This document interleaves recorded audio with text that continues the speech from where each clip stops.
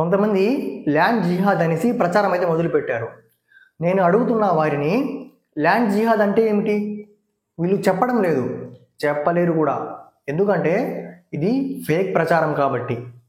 ఇక్కడ వారు ఒకటి గుర్తుపెట్టుకోవాలా, ఇక్కడ ఉండే ముస్లింలు అరబ్బులు కారు, వీరు భారతీయులే. ఇక్కడ ఉండే ముస్లింలు రెండు విధాలుగా మారిన వారు ఉన్నారు. అవేంటో చూద్దాము.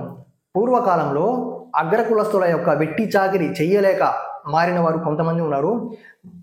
మరొకరు వారి యొక్క ఇష్టానుసారంగా, వారి యొక్క ఇష్ట ప్రకారంగా మారిన వాళ్ళు ఉన్నారు. పూర్వకాలంలో ఎవరైతే దళితులు ఉన్నారో వారు చదువుకోవడానికి లేదు, బావుల దగ్గరికి రావడానికి లేదు. ఎందుకంటే వారు ఆ బావుల దగ్గరికి వస్తే ఆ నీళ్లు మైలు పడిపోతాయి. ఊరికి చివర బ్రతకాల, గుళ్ళలోకి రావడానికి లేదు, వెట్టి చాకిరి చెయ్యాలా. ఈ అగ్రకులస్తుల యొక్క ధాటికి తట్టుకోలేక వీరిలో కొంతమంది క్రిస్టియానిటీలోకి, మరి కొంతమంది ఇస్లాంలోకి వెళ్ళిపోయారు. కొంతమంది ఇస్లాం ధర్మం గురించి అధ్యయనం చేసి, ధర్మం గురించి తెలుసుకొని మారిన వారు ఉన్నారు. వారి ఇష్ట ప్రకారంగా మారారు వాళ్ళు. వీళ్ళలో కొంతమంది బ్రాహ్మిన్స్ ఉన్నారు, రెడ్డి వర్గానికి చెందిన వారు ఉన్నారు, దళితులు ఉన్నారు.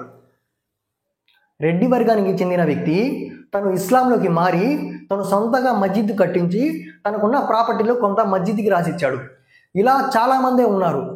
వేరే వర్గానికి చెందినటువంటి వ్యక్తి తాను ఇస్లాం పుచ్చుకున్నంత మాత్రాన తన యొక్క ఆస్తిపాస్తులు తనవి కాకుండా పోతాయా? తను బ్రతికి ఉన్నంత వరకు తనవి, తన తర్వాత తన యొక్క వారసులవి. ఇక్కడ ల్యాండ్ జిహాద్ అనేది ఎక్కడి నుంచి వచ్చింది? ఇప్పటిదాకా మనం చెప్పుకున్న దానిని క్విక్గా రీక్యాప్ చేసుకుందాము. ఇండియాలో ఉండే ముస్లిమ్స్ అరబ్బులు కాదు. వీళ్ళ యొక్క పూర్వీకులు బ్రాహ్మిన్స్ ఉన్నారు, దళితులు ఉన్నారు, రెడ్డి గారులు ఉన్నారు, ఇంకా చాలా వర్గాల నుంచి వచ్చిన వారు ఉన్నారు.